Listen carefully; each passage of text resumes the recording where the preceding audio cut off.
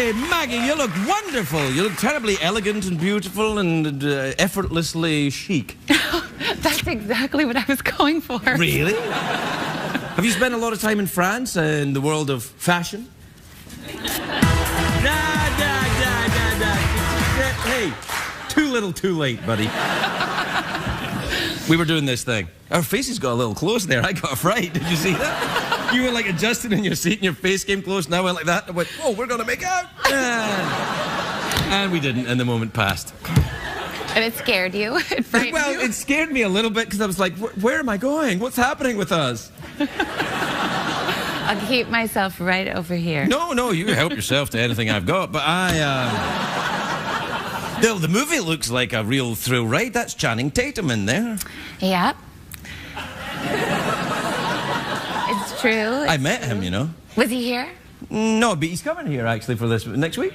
Yeah, but I met him in New Orleans. Oh. Yeah, he's got a bar there. New Orleans. Oh, yeah, me too. I don't know what it's like to be there with Channing Tatum, but... It's okay, you know. You find yourself kind of disappearing into the background a little bit.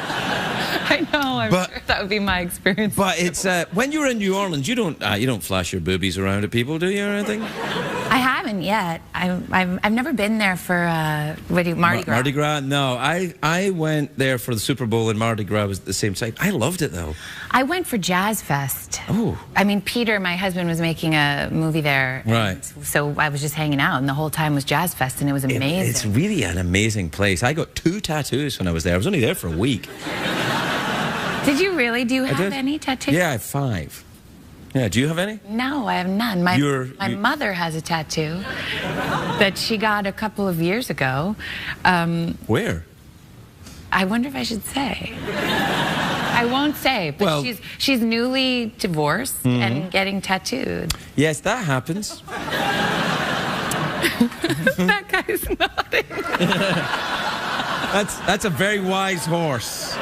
He's been through some very difficult relationships. I see with the blue eyeshadow. Yeah. That's tattoos.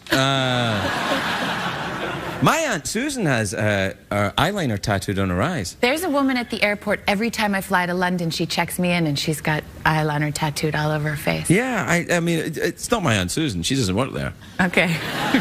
Are you saying my Aunt Susan works at the airport? I'm not saying anything. Yeah, you just implied it. But she really tattooed her face.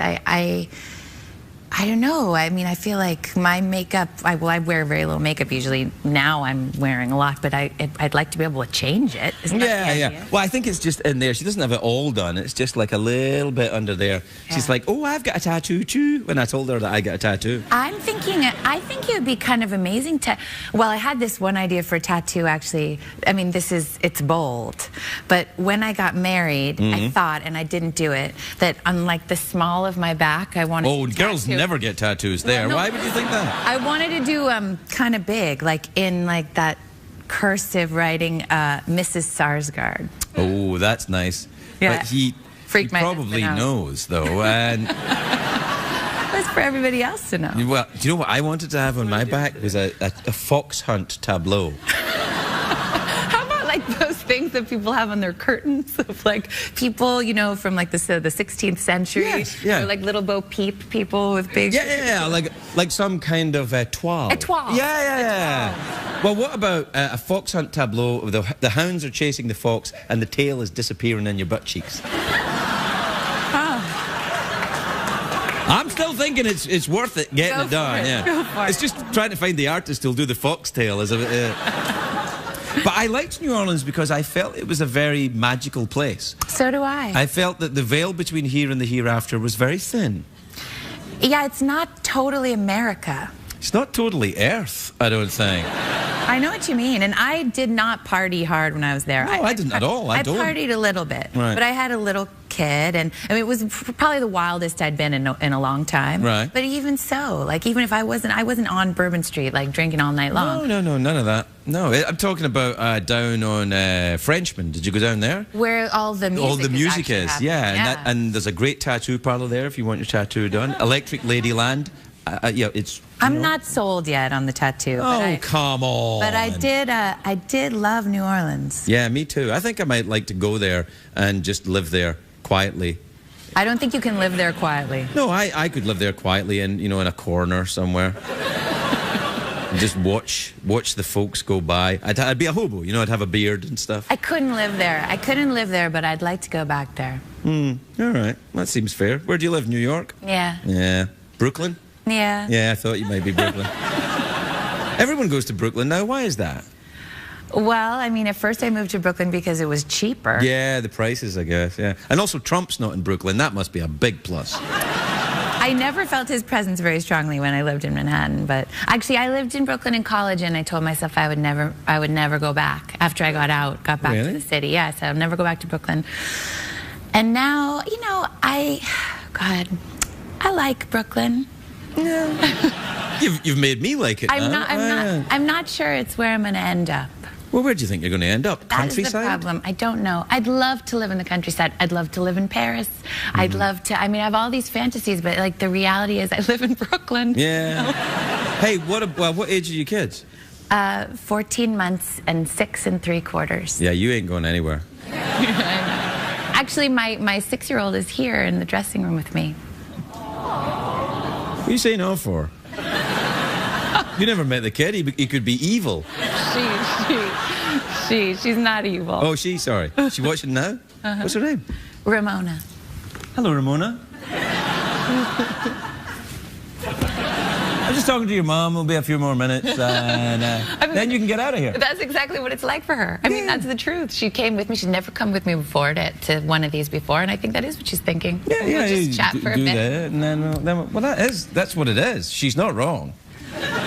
She's not. No, that's pretty much what we do. We do have to show some commercials. I started talking like that just all of a sudden.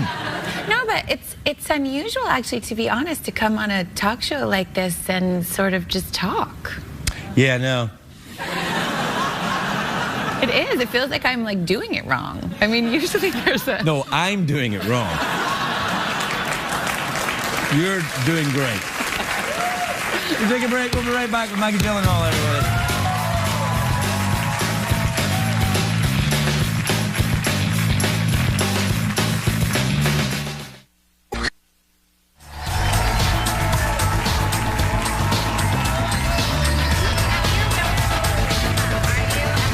Yes, I am, actually. Yeah. Welcome back, everybody. I was just talking to Maggie about Emma Thompson. His name came up. Why did that come up?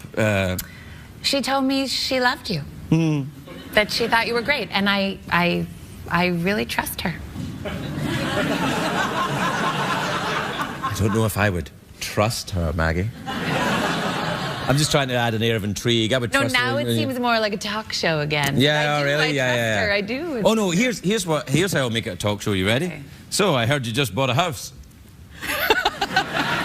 It's funny you should say that. Did you really just buy a house? No. Oh, great. That's good. That's what I heard you just bought a house, and then they always, what's the other thing they say? You guys, when on the set, do you all play pranks on each other? Yeah. Yeah, they do say that. Yeah. It's like, I hated that when I was an actor, and they would say, could you play pranks on each other? I go, no, it's my job. You don't go into your job and go, woohoo, whoopee cushion under the boss's seat. No, it's funny because it always makes me feel like I'm really boring at work.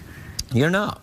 No, but I mean, they say, did you play pranks on each other? Like, no, not really. No, we get up in the morning, we do our job, we go home, yeah. Well, Jamie Foxx, actually, Yeah, but Jamie Foxx is crazy, though. I love Jamie Foxx. He's very nice. He was here for Django Unchained, and what a lovely gent he was. What a good movie. Quentin, though. Quentin doesn't make bad movies, in my opinion. I totally agree. He's awesome. I love an American Tarantino. genius. Honestly, Quentin Tarantino could ask me to do anything in a movie, and I would do it. I would do anything in a movie or not in a movie. I can't stand with you there. No, really? All right, fair enough. But I do like Quentin very much indeed. Oh, and his movies are amazing. I know. Did you see Inglourious Bastards? I saw all of them. Oh, man, I loved that one. Me too. Well, I mean, what could be bad about a movie? It's like it's a bunch of guys, and all they do for the movie is kill Nazis. I'm like, this is a great idea.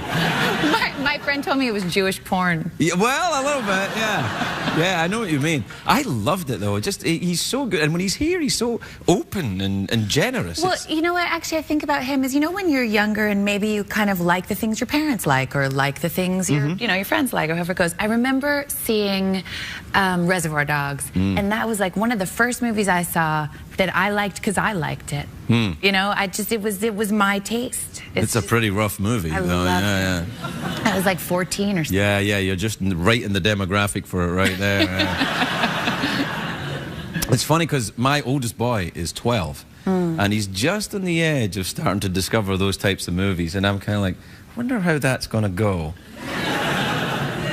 Probably all right, I hope. Yeah. I don't know. 12 is young. Still kind of... Well, I don't let him watch Reservoir Dogs yet, you know, but not he's watching SpongeBob and stuff, you know.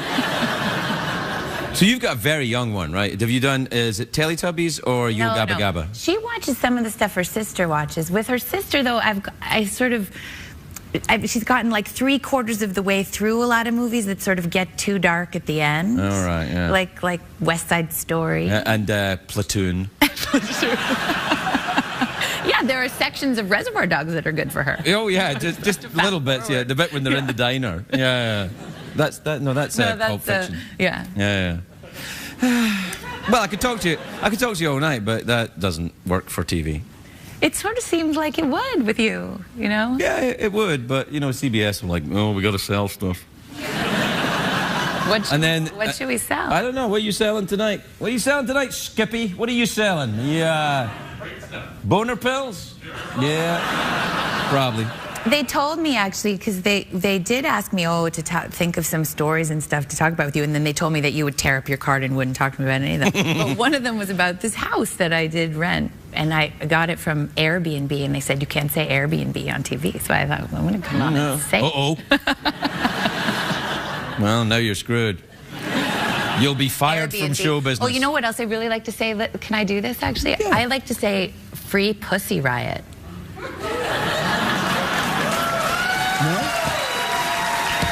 No? We got a yes. Oh, yeah, we got a yes. Free Pussy Riot. Maggie Gyllenhaal, we'll be right back.